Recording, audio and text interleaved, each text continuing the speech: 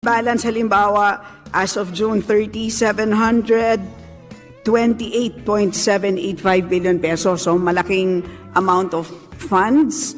Isipin na lang po natin kung lahat po ito ay binagsak natin ngayon, lahat sa mga ahensya, sa totoo lang po, mabibilaukan silang lahat. Hindi nila kayang ma-absorb lahat ito. So may ganun din na problema. So that is actually part of the mandate of our National Treasury, part of the mandate of the DBM.